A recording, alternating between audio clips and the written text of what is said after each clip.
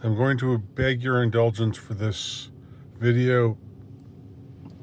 I'm going to be talking just off the top of my head about things that I'm just still poring over, still making up my mind about, still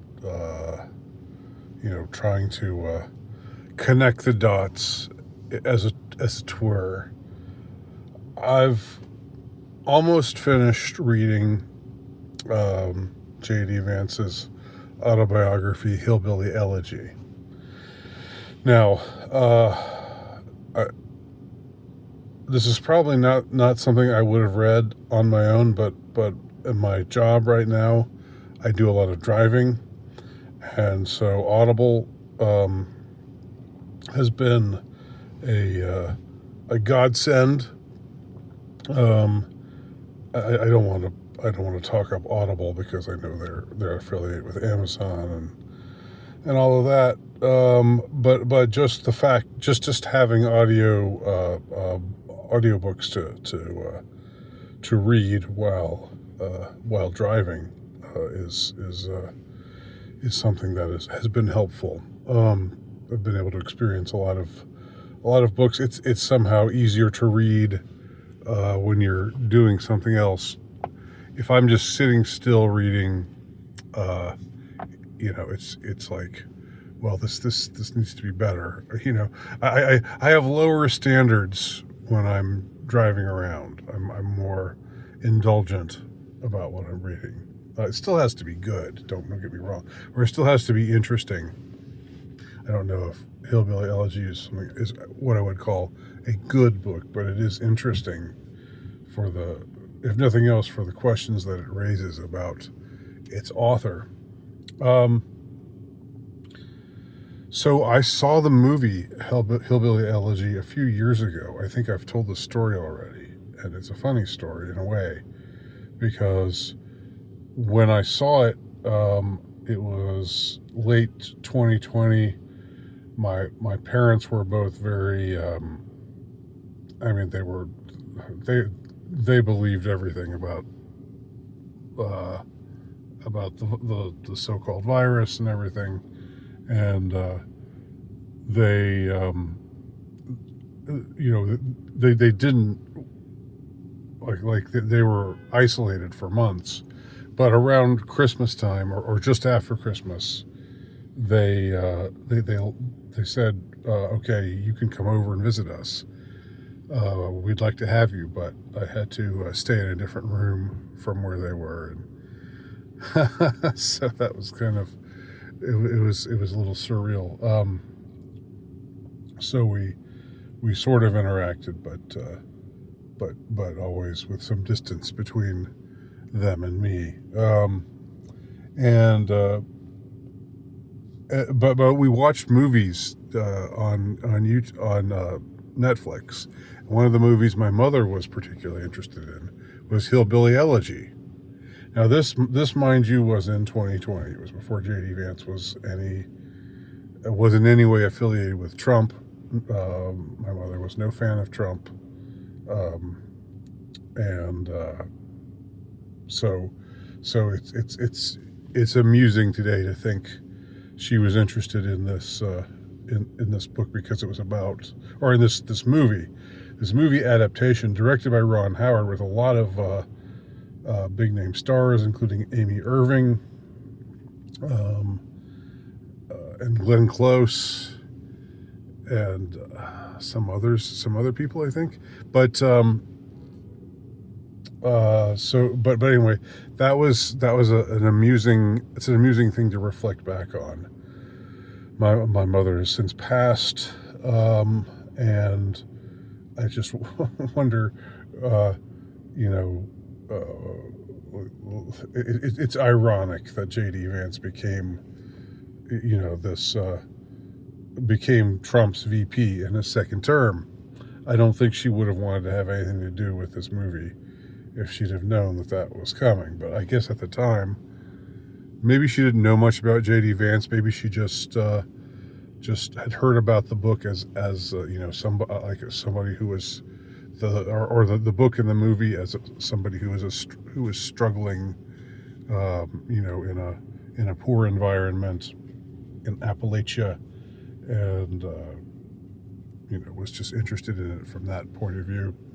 So we watched it and talked about it, and that was my first introduction to hillbilly elegy. It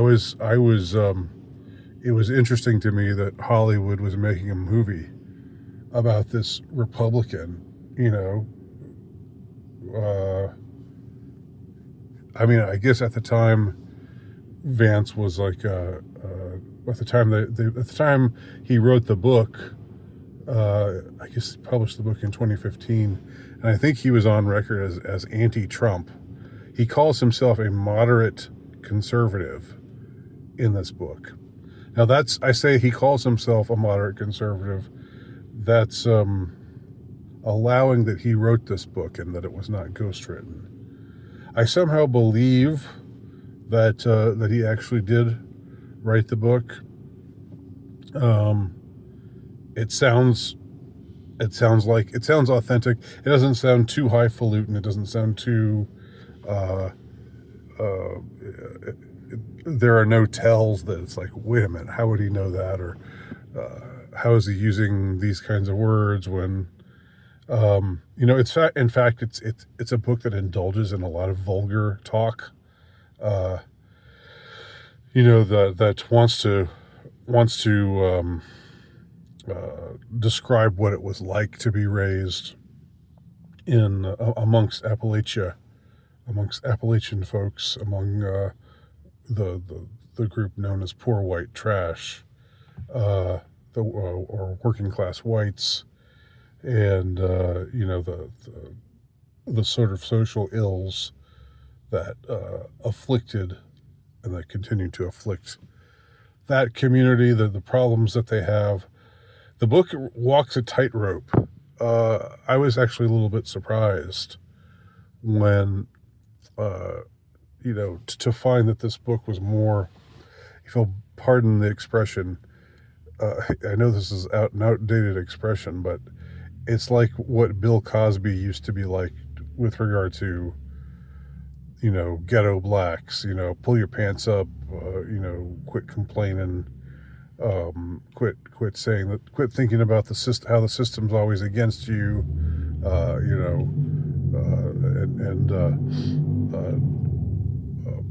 try to achieve something in your life, try to be somebody, that sort of pull yourself up by your bootstraps mentality.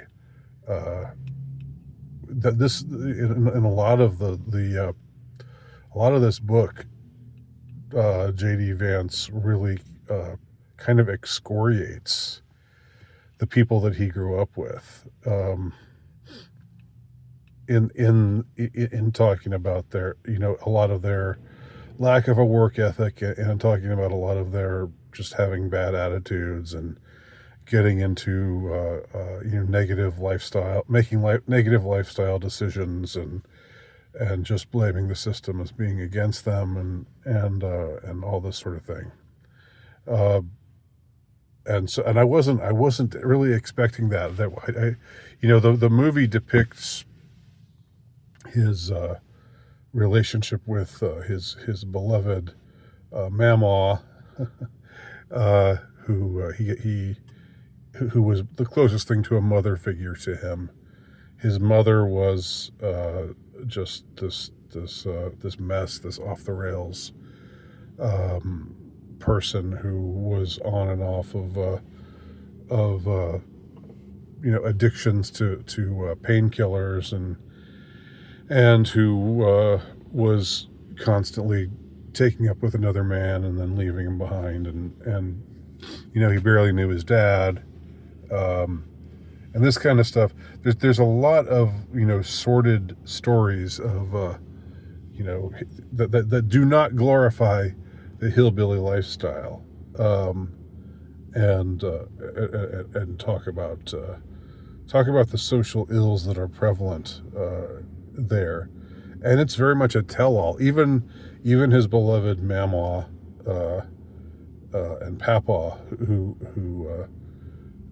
he was closest to, who were the most helpful to him, and who he seems to have the most admiration for and affection for. Um, they had a lot of problems too, and the book is very, very open. Like it's a tell-all book, really. And I wonder what the reaction was from his family and from people in his community to this book. That exposes a lot of the I don't know if scandalous is the right word, but a lot of the unsavory things that went on in his family and in his community. I wonder about if there has been any backlash. I guess there's a way of finding out, but I just get the feeling if I go out and look for reactions to J.D. Vance's hillbilly elegy, all I'll get is a bunch of left-wing crap about, which I'm not interested in. I don't want to hear, the standard leftist diatribes. I am interested in hearing, what people in the community and people in his family think of the fact that he, after becoming this success story, after emerging from this this community that he's he on the one hand, he loves his family, he loves his community, and thinks of himself as one of them. On the other hand, he's very he's very critical and pulls no punches, really, and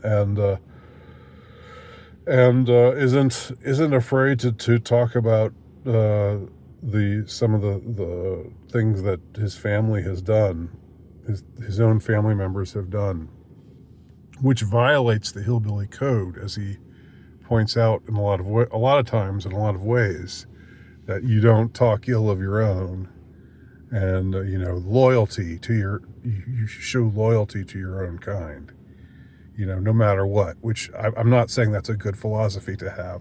I'm not saying that you should just stay with your family no matter what, and whatever kind of terrible or unsavory or self-destructive things they do, you should just keep that to yourself. And but I don't know.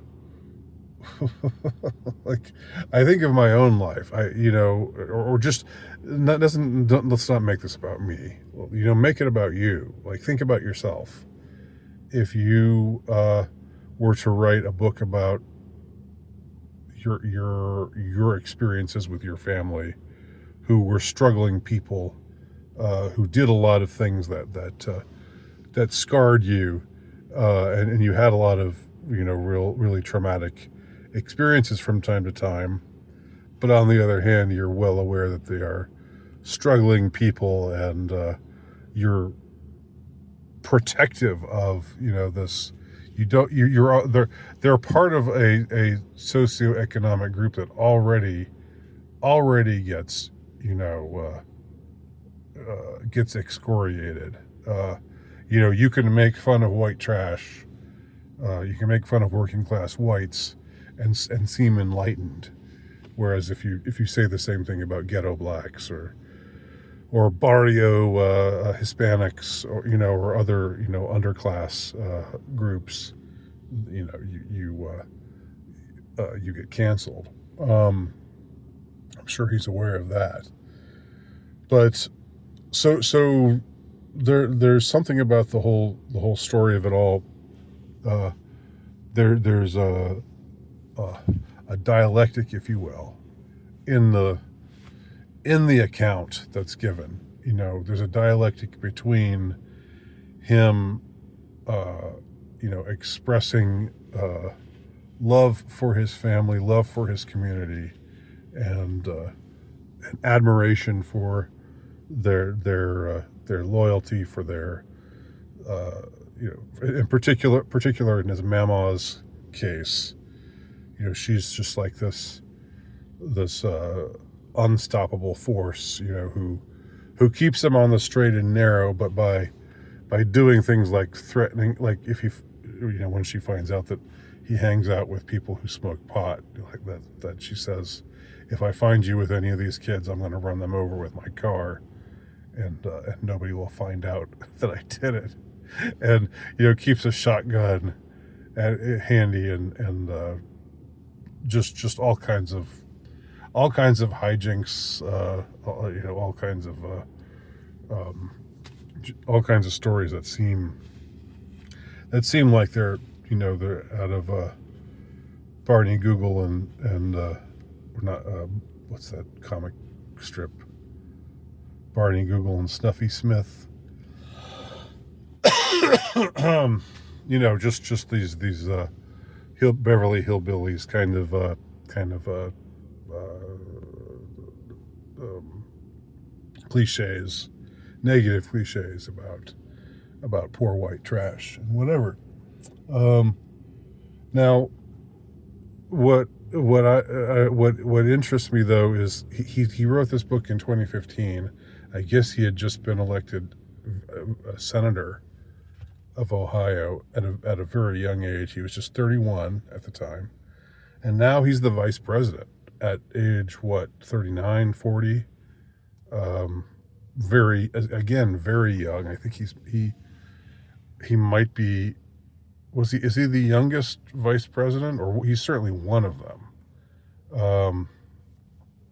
The youngest vice president, with a real chance of becoming the next president, depending on how things go over the next couple of years.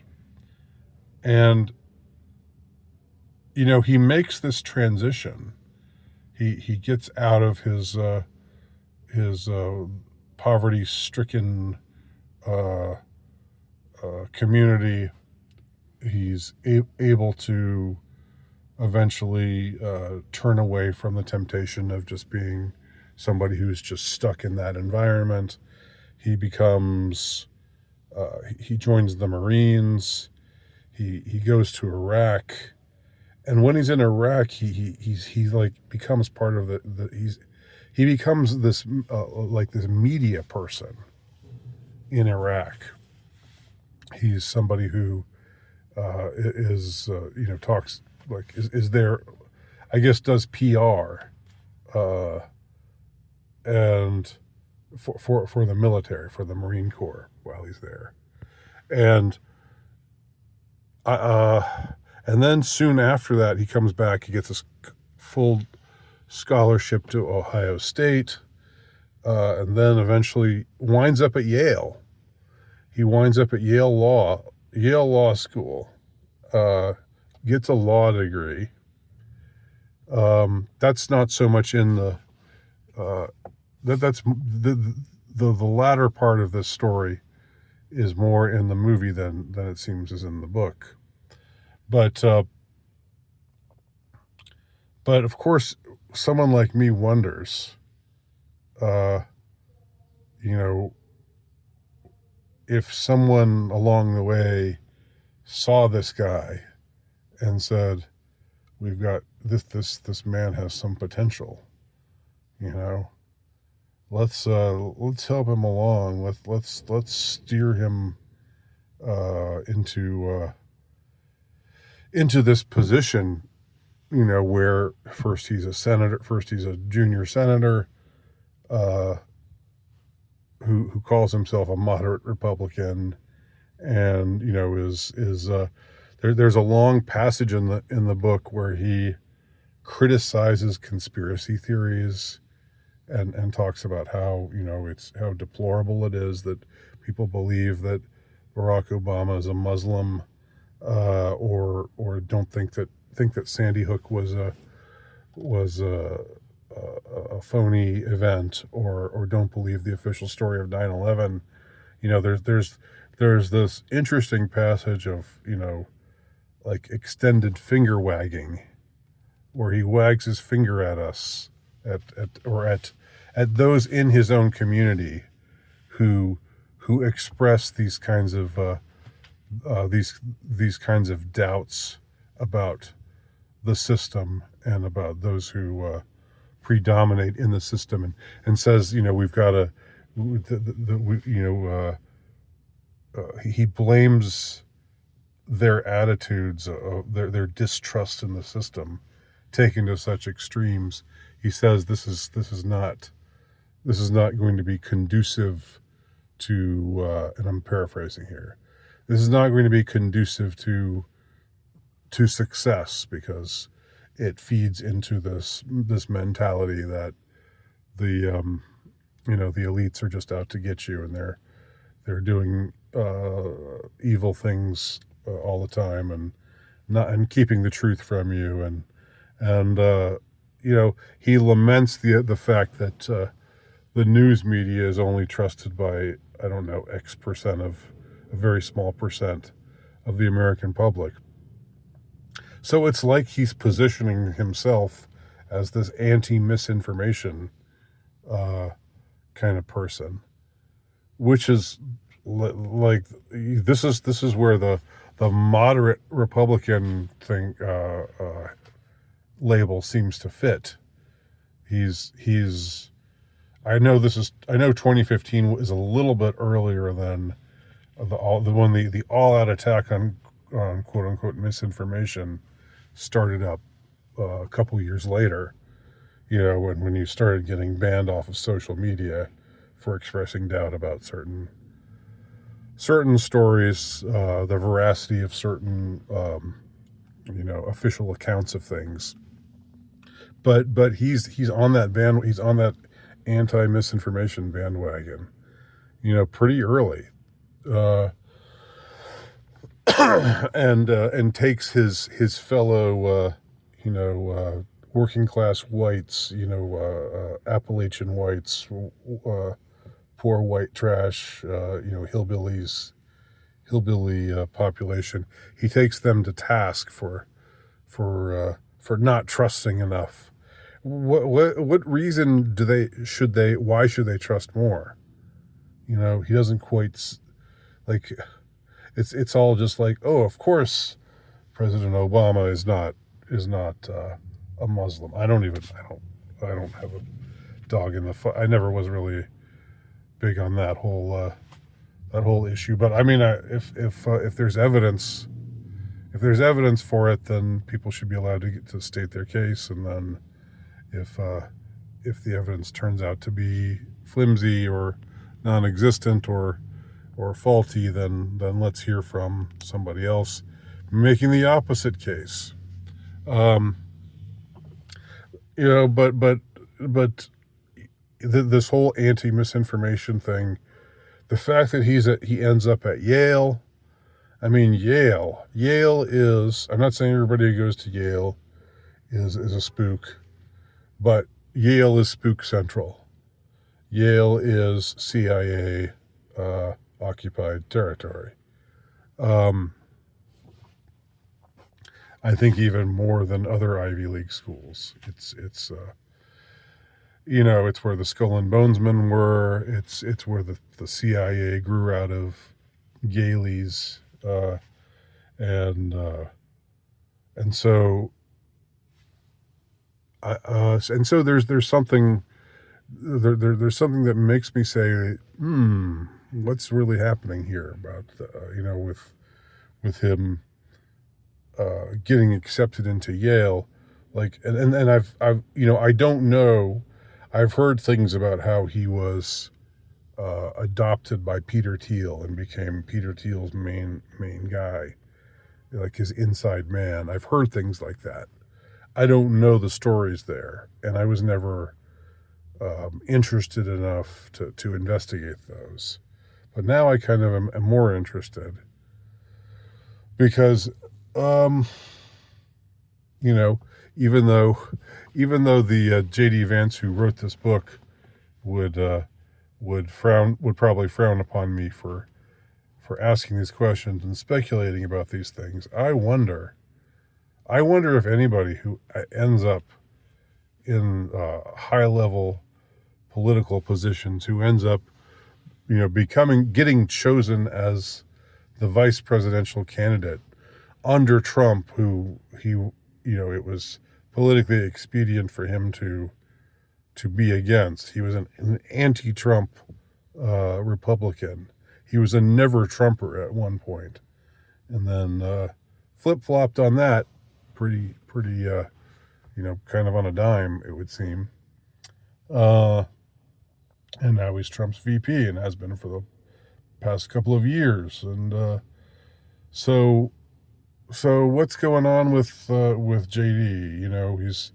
He's like, it's like he's been hand chosen. Again, this is just me.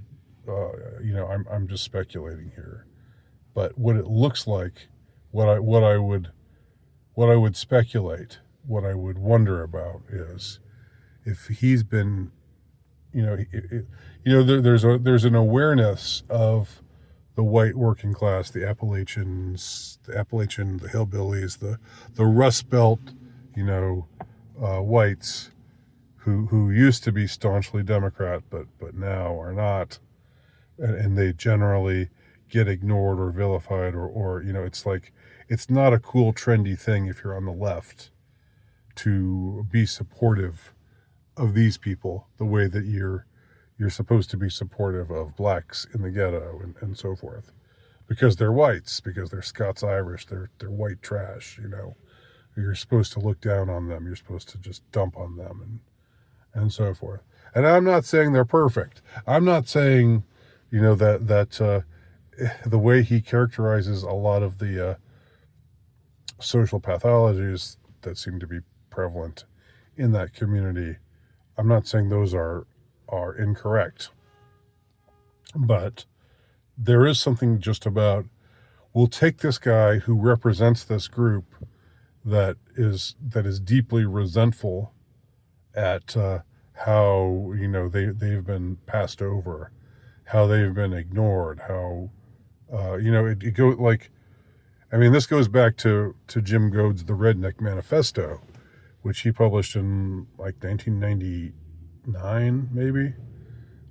He was already talking about this kind of stuff, about the in his own much more irreverent, much more vulgar way, but he was drawing attention to the fact that the so-called redneck population was it wasn't considered cool to if you were one of the neoliberal elites, it wasn't considered cool to be sympathetic to this group. And so there's obviously some tension there, and it's built up over time, and now this group of people is alienated from the population at large and are distrustful.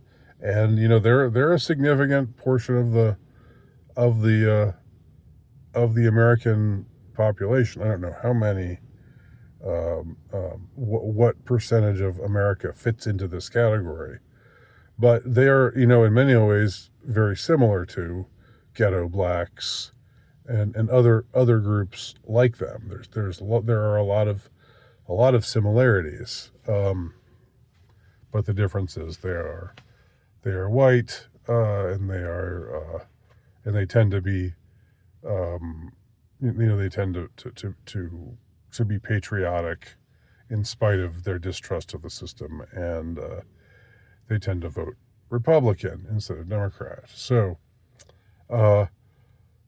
all of this makes me wonder, just if this guy JD Vance has been plucked out for some purpose, and if he's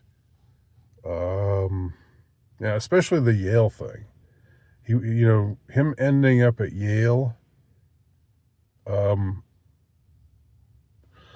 meeting and marrying an Indian woman. I'm not saying that the relationship between JD and Usha is necessarily all a construct or anything like that, but I'm open to it. I'm open to that possibility. I don't know. You don't know. And that's my answer to everybody, including J.D. Vance in his book, when he starts excoriating, his own his own hillbilly contingent for being so abominably distrusting and believing in all of these conspiracy theories. Like how why why should we believe otherwise? Like, give us a compelling reason to believe otherwise. Don't just scold us for not being on board. Um, so those are my thoughts, unfocused at this point. But I'm going to probably put more. I'm probably going to give the matter a little bit more thought, considering that this guy might be the next president after Trump. Who knows? Um, Considering his extreme youth uh, for the position that he holds, considering even the thing like the fact that he has a beard, the fact that he is the first major American politician to be elected to high office who has a beard. That hasn't happened in like maybe a century. you know and it seems like a little thing. It seems like a funny thing to make a big deal out of, but things like that are sometimes more interesting and more significant than you might expect. So those are my thoughts on JD Vance.